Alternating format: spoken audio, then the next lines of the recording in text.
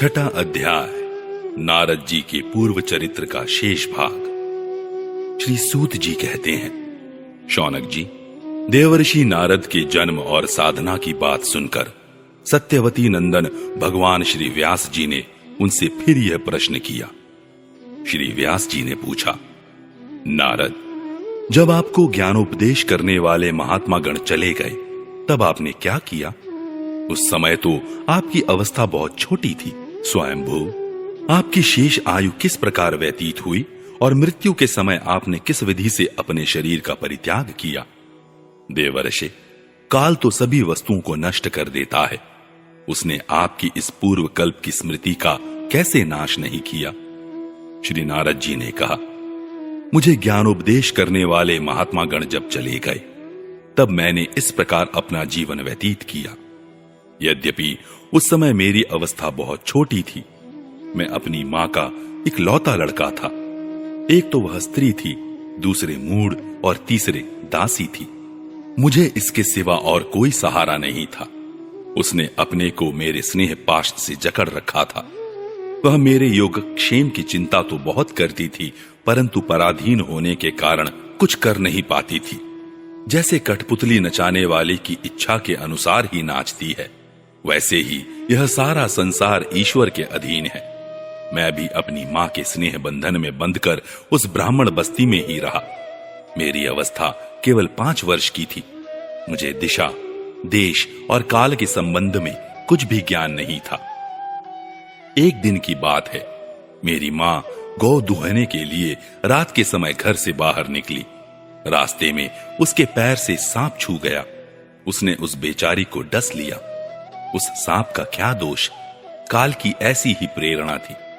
मैंने समझा, भक्तों का मंगल चाहने वाले भगवान का यह भी एक अनुग्रह ही है। इसके बाद मैं उत्तर दिशा की ओर चल पड़ा।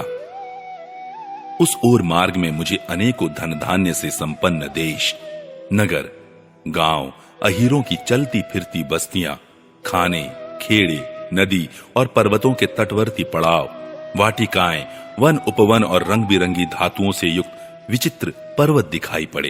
कहीं कहीं जंगली वृक्ष थे, जिनकी बड़ी बड़ी शाखाएं हाथियों ने तोड़ डाली थी।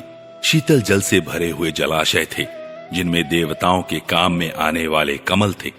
उन पर पक्षी तरह तरह की बोली बोल रहे थे और भंवरे मंडरा रहे थे। यह सब देखते हुए मैं आगे बढ़ा। मैं अकेला ही था। इतना लंबा मार्ग तय करने पर मैंने एक घोर गहन जंगल देखा। उसमें नरकट, बांस, सेंठा, कुश, कीचक आदि खड़े थे। उसकी लंबाई चौड़ाई भी बहुत थी और वह सांप, उल्लू, स्यार आदि भयंकर जीवों का घर हो रहा था। देखने में बड़ा भयावना लगता था। चलते चलते मेरा शरीर और इंद्रियां शिथिल हो गईं।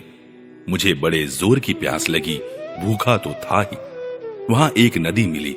उसके कुंड में मैंने स्नान, जलपान और आचमन किया। इससे मेरी थकावट मिट गई। उस विजन वन में एक पीपल के नीचे आसन लगाकर मैं बैठ गया। उन महात्माओं से जैसा मैंने सुना था, हृदय में रहने वाले परमात्मा के उसी स्वरूप का मैं मन ही मन ध्यान करने लगा। भक्ति भाव से वशीकृत चित्त द्वारा भगवान के चरण कमलों का ध्यान करते ही भगवत प्राप्ति की उत्कट लालसा से मेरे नेत्रों में आंसू छलछला आए और हृदय में धीरे धीरे भगवान प्रकट हो गए। व्यास जी, उस समय प्रेम भाव के अत्यंत उद्रेक से मेरा रोम रोम पुलकित हो उठा। हृदय अत्यंत शांत और शीतल हो गया।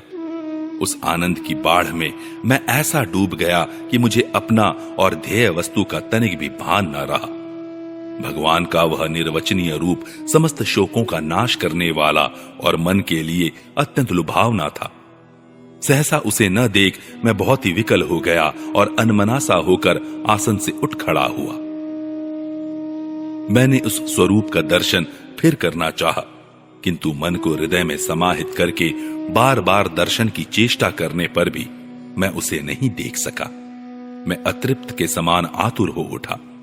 इस प्रकार निर्जन वन में मुझे प्रयत्न करते देख स्वयं भगवान ने, जो वाणी के विषय नहीं है, बड़ी गंभीर और मधुर वाणी से मेरे शोक को शांत करते हुए से कहा, खेद है कि जिस जन्म में तुम मेरा दर्शन नहीं कर सकोगे, जिनकी वासनाएं पूर्णतया शांत नहीं हो गई हैं, उन अधकचरे योगियों को मेरा दर्शन अत्यंत दुर्लभ है।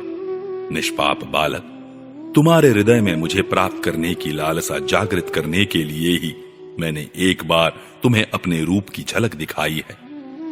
मुझे प्राप्त करने की आकांक्षा से युक्त साधक धीरे धीरे हृदय की संपूर्ण वासनाओं का भलीभांति त्याग कर देता है।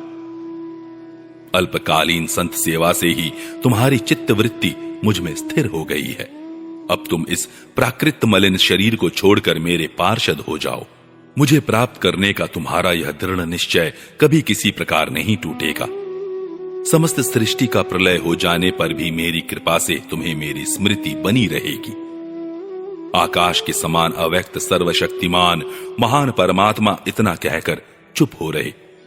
उनकी इस कृपा का अनुभव करके मैंने उन श्रेष्ठों से भी श्रेष्ठतर भगवान को सिर झुकाकर प्रणाम किया। तभी से मैं लज्जा संकोच छोड़कर भगवान के अत्यंत रहस्यमय और मंगलमय मधुर नामों और लीलाओं का कीर्तन और स्मरण करने लगा। स्पृहा और मद मत्सर मेरे हृदय से पहले ही निवृत्त हो चुके थे। अब मैं आनंद से काल की प्रतीक्षा करता हुआ पृथ्वी पर विचरने लगा।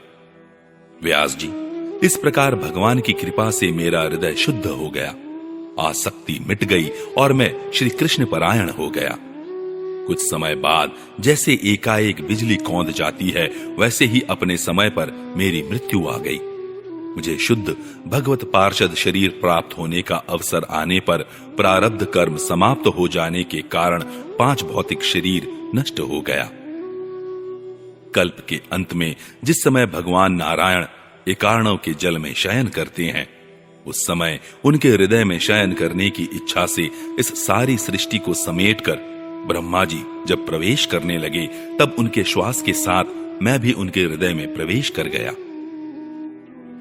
1 सहस्त्र चतुर्युगी बीत जाने पर जब ब्रह्मा जगे और उन्होंने सृष्टि करने की इच्छा की, तब उनकी इंद्रियों से मरीचि आदि ऋषियों के साथ मैं भी प्रकट हो गया। तभी से मैं भगवान की कृपा से वैकुंठ आदि में और तीनों लोकों में बाहर और भीतर बिना रोक टोक विचरण किया करता हूं। मेरे जीवन का व्रत भगवत जन अखंड रूप से चलता रहता है। भगवान की दी हुई इस स्वर ब्रह्म से विभूषित वीणा पर तान छेड़कर मैं उनकी लीलाओं का गान करता हुआ सारे संसार में विचरता हूं। जब मैं उनकी लीलाओं का गान करने लगता हूं, तब वे प्रभु, जिनके चरण कमल समस्त तीर्थों के उद्गम स्थान है और जिनका यशोगान मुझे बहुत ही प्रिय लगता है, बुलाए हुए की भांति तुरंत मेरे हृदय में आकर दर्शन दे देते हैं। जिन लोगों का चित्त निरंतर विषय भोगों की कामना से आतुर हो रहा है, उनके लिए भगवान की लीलाओं का कीर्तन संसार सागर से पार जाने का जहाज है। यह मेरा अपना अनुभव है। काम और लोभ की चोट से बार बार घायल हुआ हृदय श्री कृष्ण सेवा से जैसी प्रत्यक्ष शांति का अनुभव करता है, यम नियम आदि योग मार्गों से वैसी शांति नहीं मिल सकती। व्यास जी, आप निष्पाप हैं। आपने मुझसे जो कुछ पूछा था वह सब अपने जन्म और साधना का रहस्य तथा आपकी आत्मतुष्टि का उपाय मैंने बतला दिया। श्री सूत जी कहते हैं, शौनकादि ऋषियों, देवऋषि नारद ने व्यास जी से इस प्रकार कहकर जाने की अनुमति ली और वीणा बजाते हुए स्वच्छंद विचरण करने के लिए वे चल पड़े। आहा, ये देवऋषि नारद धन्य है, क्योंकि ये शारंग पाणी भगवान की कीर्ति को अपनी वीणा पर गा गाकर स्वयं तो आनंद मग्न होते ही हैं, साथ साथ स्त्रीता पतप्त जगत को भी आनंदित करते रहते हैं।